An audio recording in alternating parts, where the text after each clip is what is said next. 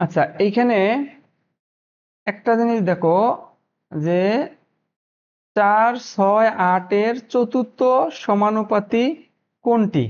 বুঝতে পারছো? তার মানে কি এখানে বুঝতে হবে যে 4:6 এটার সমানুপাত হচ্ছে কত? 8:, ধরো 1। এটাই তো, তাই না? তাই এটা হচ্ছে তোমার 1 নাম্বার, এটা হচ্ছে প্রথম, এটা হচ্ছে দ্বিতীয়, এটা হচ্ছে তৃতীয়, এটা হচ্ছে তোমার চতুর্থ। তো এক্ষেত্রে আমাদের চতুর্থটি নির্ণয় করতে বলছে, তাহলে কি তুমি এটা আড়াআড়ি গুণ করবে না? আড়াআড়ি গুণ করলে কি পাবা? তোমার হচ্ছে এটাকে তো আমরা এইভাবে লিখতে পারি, সরি, 4 ডিভাইডেড হচ্ছে 6, এরকম করে লিখতে পারি না এটাকে? জাস্ট এই ভাষাটা যদি জানো আর এই সূত্রটা জানলেই তো এই অঙ্ক আমাদের ঠিক হয়ে যাচ্ছে, তাই না? এইখান থেকেও কাটাকাটি করতে পারো, আবার তোমার মনে করো আড়াআড়ি গুণ করেও কাটাকাটি করতে পারো। ঠিক আছে, এটার সাথে এটা কাটাকাটি করা যায় না? কত হয়? 4, 3 4 কত? 12। তাহলে তোমার হচ্ছে এক্স এর মানটা হচ্ছে 12। ঠিক আছে, ওই ওই আগের সূত্রটাই আর কি, এটা তো আর নতুন করে মুখস্থ করার কিছু নেই। আমরা নেক্সট করি। আমি কি রেকর্ড করতেছি? হ্যাঁ, রেকর্ড হচ্ছে। আমাদের যেহেতু এই যে সময় অপচয় হয়েছে, এই জন্য মিটিং এর টাইমটা কম। হ্যাঁ, তুমি হচ্ছে মিটিংটা শেষ হলে তুমি একটা টাইম দিও। আচ্ছা, আমরা হচ্ছে নেক্সট যাই। 4টি সমানুপাতি রাশির প্রান্তীয় রাশিদ্বয়ের গুণফল এত হলে মধ্য রাশিদ্বয়ের গুণফল কত? বুঝতে পারছো? বলছে A:B ইকুয়াল তোমার হচ্ছে C:D। প্রান্তীয় বলতে হচ্ছে তোমার সবার শেষের মান দুটো, তাই না? তোমার মনে করো আমাদের প্রান্তীয় বলতে এখানে হচ্ছে A এবং D। তাহলে A এবং D এর গুণফল দেয়া আছে কত? 48। এই মধ্য রাশিদ্বয়ের গুণফলটা আসলে কত, এটাই আমাদের নির্ণয় করতে বলছে। তো সহজ হিসাব, এই জিনিসটাকে আমরা যখন আড়াআড়ি গুণ করে দেই তাহলে কি আসে? AD ইকুয়াল টু BC আসে না? একটু আগে দেখলাম আমরা। তো এখানে আমাদের বিসির মানটাই ওরা হচ্ছে নির্ণয় করতে বলছে। তো বিসির মান কত? তোমার হচ্ছে ওই 48-এ না? বলো তো, ওই যে এডির মান তো হচ্ছে তোমার যে প্রান্তিক রাশিদ্বয় না, এই যে এডি। তো প্রান্তিক রাশিদ্বয়ের গুণফল যে 48, সেই 48-এ কিন্তু হচ্ছে তোমার মধ্য রাশিদ্বয়ের গুণফল। অর্থাৎ যেটা দেয়া আছে ওইটাই হচ্ছে উত্তর। ঠিক আছে, জাস্ট একটু চিন্তায় ফেলে দিছে যে পরীক্ষার হলে মাথা টাথা ঠিক থাকে কিনা, ওইটা একটু আর কি দেখার জন্য। আচ্ছা, মানে এরা যে হচ্ছে অঙ্ক উঠিয়েছে এইখানে, মোটামুটি কোনো কিছুই ঠিক নাই। বুঝতে পারছো? টাইপ হচ্ছে 6 নাম্বার প্রশ্ন দিয়েছে এখানে হচ্ছে তোমার, এটা বলতেছে যে এটা 3 নাম্বার প্রশ্ন। ঠিক আছে, এটা কিন্তু আসলে 3 নাম্বার প্রশ্ন না। আচ্ছা, এটা হলো তোমার 31 নাম্বার প্রশ্ন। ঠিক আছে, এটা হচ্ছে 31 নাম্বার প্রশ্ন। এদের যন্ত্রণায় তো আমি বাঁচতেছি না। বলছে কি 9 ও এত এর মধ্য সমানুপাতিক কত? বুঝছো, এটা হলো আমাদের পরের টাইপে চলে গেছে।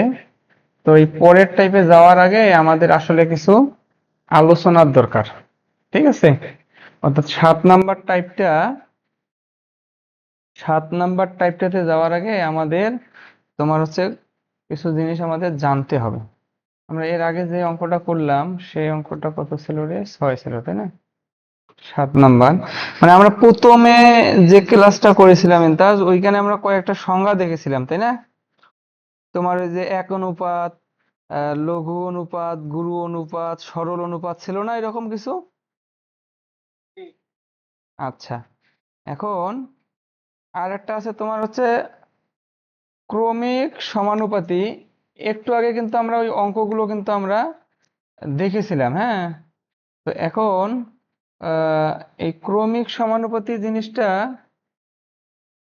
এটা একটু বোঝার চেষ্টা করি আমরা। ধরো যে তোমার এ অনুপাত বি অনুপাত সি যদি হয়, বুঝতে পারছো?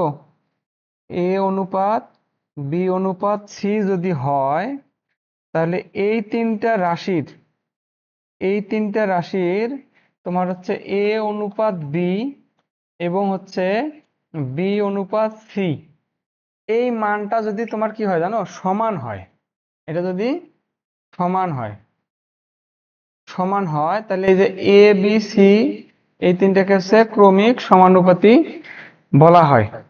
বুঝতে পারছো?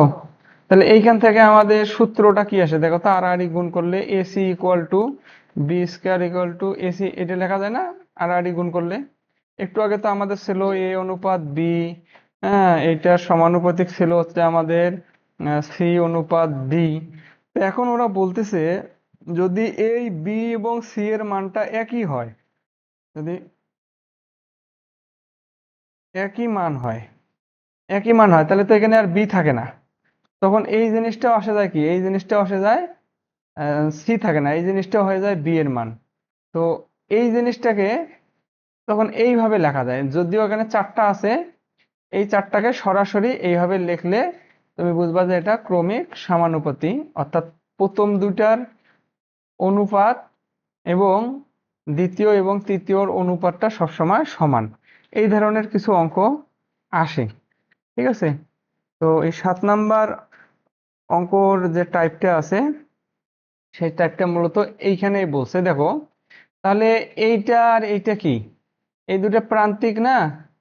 একটু আগে যেটা দেখলাম আমরা, এই যে হয়ে গেল এই যে প্রান্তীয় রাশি, মানে তোমার অনুপাতের দুই সাইডের যে মানে সবার শুরুতে এবং সবার শেষে যে মানটা থাকবে ওইটাকে বলছে হচ্ছে প্রান্তীয় রাশি, আর মাঝখানে যেগুলো থাকবে ওইগুলো বলছে হচ্ছে তোমার মধ্য রাশি। হ্যাঁ, তাহলে এখানে প্রশ্নটাতে কি বলছে দেখো, যে 9 এবং 16 এর মধ্য সমানুপাতি কত?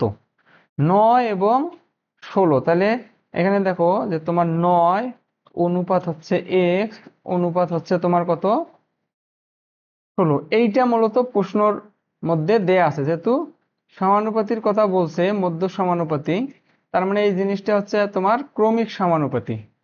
হ্যাঁ, তাহলে সেক্ষেত্রে এইটা থেকে আমরা কি লিখতে পারি, এটা থেকে লিখতে পারি 9 ডিভাইডেড হচ্ছে এক্স এবং এক্স ডিভাইডেড হচ্ছে তোমার কত, 16।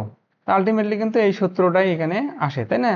তো এইখান থেকে আমরা এক্স স্কোয়ার ইকুয়াল টু হচ্ছে এই দুটোর গুণ করো, গুণ করলে কি আসে এন্তাজ, তোমার 9 গুণন হচ্ছে 16, তাই না?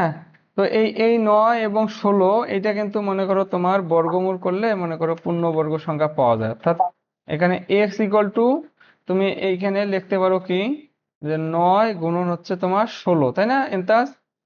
তো এইটাকে কিন্তু ভেঙে দেয়া যায়, ঠিক আছে, 9 এর উপর রুট গুণন হচ্ছে তোমার 16-র উপর রুট, মানে এটা যে সূচকের নিয়মে চলে গেল, তাহলে এইখানে হচ্ছে কত 3 আর এখানে হচ্ছে 4, তাহলে 3 4 কত 12 না?